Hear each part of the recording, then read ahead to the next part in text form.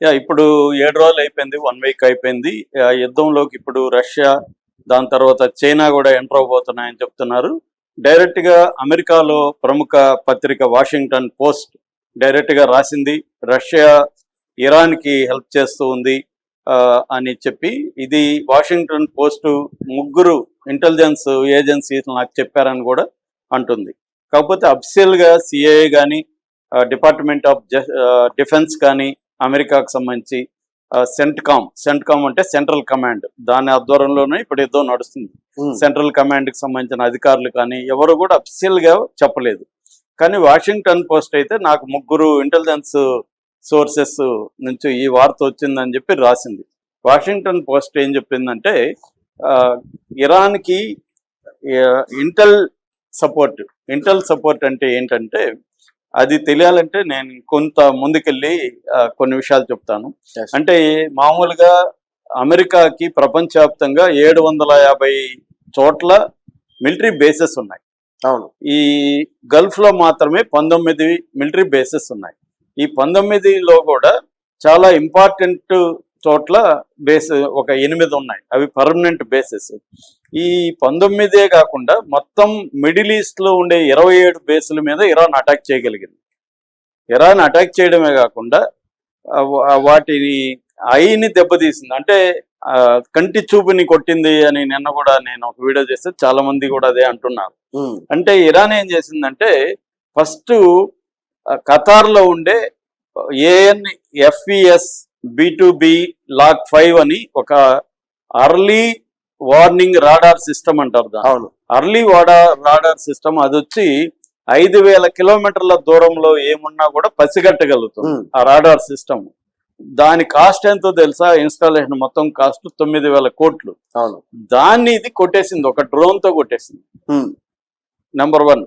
Number 2, ఇది వచ్చే అల్-ఉదైద్ base లో ఉన్నది ఈ రాడార్ సిస్టమ్. అల్-ఉదైద్ బేస్ లో ఎయిర్ బేస్ అంటారు దాన్ని. అమెరికా ఎయిర్ బేస్ లో ఉండే రాడార్ సిస్టమ్ ని కొట్టేసింది. రెండోది ఏం చేసిందంటే, ఇది UAEలో ఉండే ట్రాకింగ్ రాడార్ అంటారు, ANTPY-2 దీని పేరు. ఈ ట్రాకింగ్ రాడార్ ఏంటంటే, దేనన్నా కొట్టాలంటే ట్రాక్ చేసి కొడుతుంది. అలా ట్రాకింగ్ రాడార్ ని కూడా ఇరాన్ ను ధ్వంసం చేసేసింది UAEలో. మూడోది ఏంటంటే థర్డ్ బ్యాటరీస్. ఈ థర్డ్ అనేది ఏమంటే హై ఆల్టిట్యూడ్ బ్యాలిస్టిక్ ఇదనమాట. ఈ high altitude ballistic defence system అది. అమెరికా దగ్గర థర్డ్ అని, పేట్రియాట్ అని, ఏజిస్ అని 3 రకాల డిఫెన్స్ సిస్టమ్స్ ఉంటాయి. ఇజ్రాయెల్ దగ్గర ఏమో Iron Dome, David sling, Arrow 3. Israel దగ్గర 3 ఉంటాయి. ఈ థర్డ్ అనేది వెరీ ఇంపార్టెంట్ అనమాట వీళ్ళకి డిఫెన్స్ సిస్టమ్. ఆ బ్యాటరీస్ ని ధ్వంసం చేసేసింది. థర్డ్ అనేవి ఒక తయారు చేయడానికి 2-3 ఏళ్ళు పడుతుంది. అట్లాంటివి ఆల్రెడీ చాలా వాటిని ఇరాన్ ధ్వంసం చేయగలిగింది ఇప్పుడు లాస్ట్ ఇయర్ యుద్ధంలో.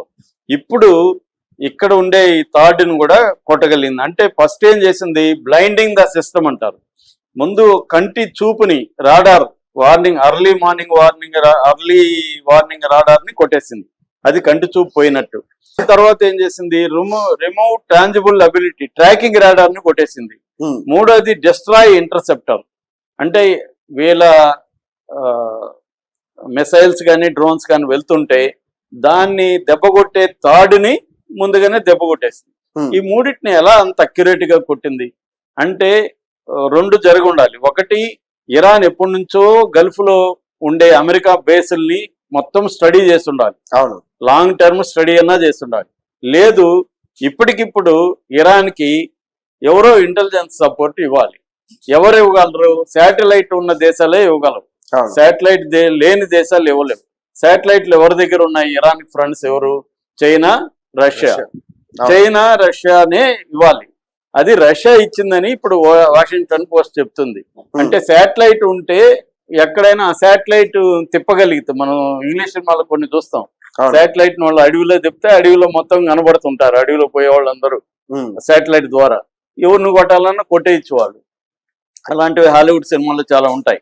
అలాగా శాటిలైట్ని కరెక్ట్గా ఇప్పుడు ఉక్రెయిన్ ఉంది ఫర్ ఎగ్జాంపుల్. ఉక్రెయిన్లో మన ఎలన్ మస్క్ స్టార్లింక్ శాటిలైట్ ద్వారా వాళ్ళకి ఇంటర్నెట్ అందించాడు. ఎవరికి? ఉక్రెయిన్ వాళ్ళకి.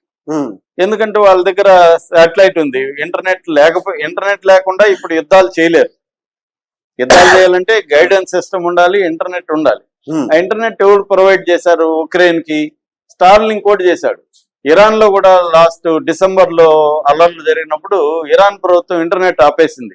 అప్పుడు ఈ అల్లర్లు ఉద్యమకారులకి ఇంటర్నెట్ ప్రొవైడ్ అయింది. ఎవరు చేశారు? స్టార్లింకే చేశారు. దాన్ని ఆ స్టార్లింక్ ని జామర్స్ తో ఇరాన్ ఆపింది.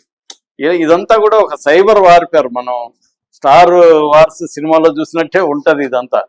అలాగా ఇప్పుడు ఏం చేస్తుందంటే ఇరాన్ చాలా పకడ్బందీగా ప్లాన్డ్ గా డే 1 నుంచి ముందుగా ఈ కమ్యూనికేషన్ సిస్టమ్స్, రాడార్ వ్యవస్థ, డిఫెన్స్ సిస్టమ్స్ ని